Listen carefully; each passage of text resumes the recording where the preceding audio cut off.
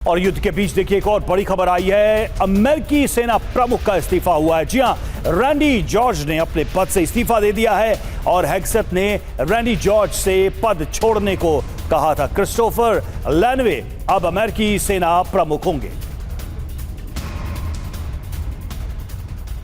तो बड़ी खबर यह है कि ईरान के साथ चल रही जंग के बीच अमेरिकी आर्मी चीफ की छुट्टी। खबर यह कि जनरल रैंडी जॉर्ज ने आर्मी चीफ के पद से इस्तीफा दिया है और पीट हेग्सेथ ने पद छोड़ने और रिटायरमेंट के लिए कहा था। ट्रंप और हेग्सेथ के साथ तालमेल की कमी एक सबसे बड़ी वजह बताई जा रही है, जबकि वाइस आर्मी चीफ क्रिस्टोफर लैनवे को अब जिम्मेदारी मिली है। पहले पीट हेग्सेथ के मिलिट्री असिस्टेंट रहे हैं क्रिस्टोफर, और पेंटागन ने कहा कि वॉर सेक्रेटरी पीट को क्रिस्टोफर पर भरोसा है और करीब 1 दर्जन सीनियर ऑफिसर्स को हेग्सेथ हटा चुके हैं। हालांकि रैंडी जॉर्ज के बारे में भी जानिए। जो बाइडेन ने 2023 में आर्मी चीफ बनाया था, 2027 तक रैंडी जॉर्ज का कार्यकाल बाकी था। पूर्व रक्षा मंत्री लॉयड ऑस्टिन के असिस्टेंट भी रहे हैं। गल्फ, इराक और अफगानिस्तान वॉर में शामिल रहे। इससे पहले 2022 से 2023 तक यूएस के वाइस चीफ ऑफ स्टाफ रहे हैं। और आर्मी चीफ से हेग्सेथ नाराज क्यों, ये एक बड़ा सवाल, क्योंकि पीट हेग्सेथ ने आर्मी चीफ का फैसला पलटा था और हेलीकॉप्टर्स के चालक दल का निलंबन रद्द किया। हालांकि एक्स पर पोस्ट कर सेना चीफ का फैसला बदला और पीट ने लिखा, कोई सजा नहीं, आगे बढ़ो। देशभक्तों सिंगर किड रॉक के घर के पास उड़ने पर हुआ था निलंबन और नेशविले में 2 अपाचे हेलीकॉप्टर्स ने उड़ान भरी थी।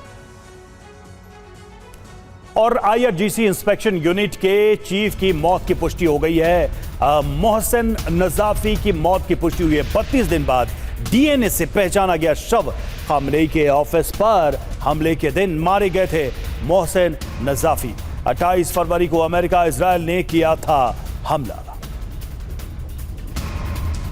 तो देखिए, ईरान के एक और बड़े अधिकारी की मौत की पुष्टि हो गई है और 28 फरवरी को जो हमला हुआ था, उस हमले के बाद से 32 दिन बाद, 1 महीने से ज्यादा का वक्त लगा। डीएनए की टेस्टिंग और मैचिंग के बाद से ही यह पुष्टि की गई।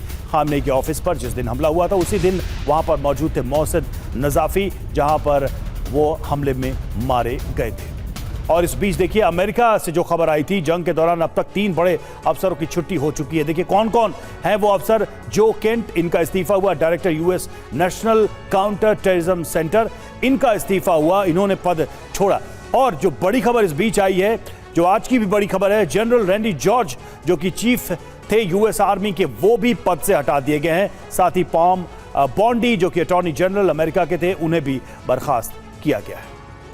अब एफबीआई डायरेक्टर काश पटेल इस्तीफा दे सकते हैं। ये इस वक्त एक और बड़ी खबर है, जहां यूएस आर्मी सेक्रेटरी डिस्क्रॉल भी इस्तीफा देंगे और ट्रंप सरकार 3 अधिकारियों पर एक्शन ले सकती है। अमेरिकी मीडिया के हवाले से इस बड़ी खबर को लेकर बड़े दावे किए गए हैं। हालांकि ट्रंप प्रशासन में हो रहे ये बदलाव किस तरीके से बड़े सवाल खड़े करते हैं। फिलहाल 3 बड़े अधिकारियों पर एक्शन की तैयारी ही इस वक्त की एक और बड़ी खबर, जहां आपको बता दें, रिपोर्ट दावा कर रही है कि जल्द काश पटेल जो कि एफबीआई के डायरेक्टर हैं, इस्तीफा देंगे। और साथ ही इसी फेहरिस्त में दूसरा नाम है डैनियल डिस्क्रॉल का, जो कि आर्मी सेक्रेटरी हैं, ये भी जल्द इस्तीफा दे सकते हैं। साथ ही लॉरी शावेज और डेरमेर लेबर सेक्रेटरी, इनकी तरफ से भी जल्द इस्तीफा हो सकता है। और देखिए, जॉर्डन से खबर आ रही है। जॉर्डन में अमेरिकी बेस पर हमला हुआ है। ईरान ने अमेरिकी बेस पर ड्रोन से हमला किया है। ईरानी सेना ने जारी किया है हमले का वीडियो।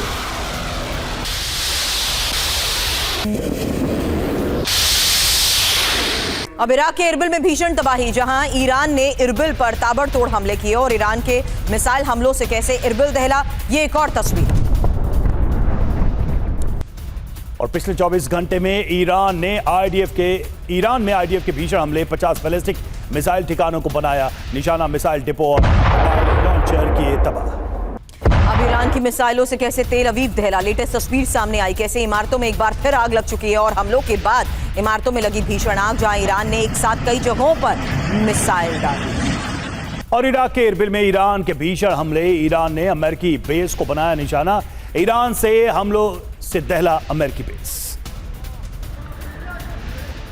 Karabach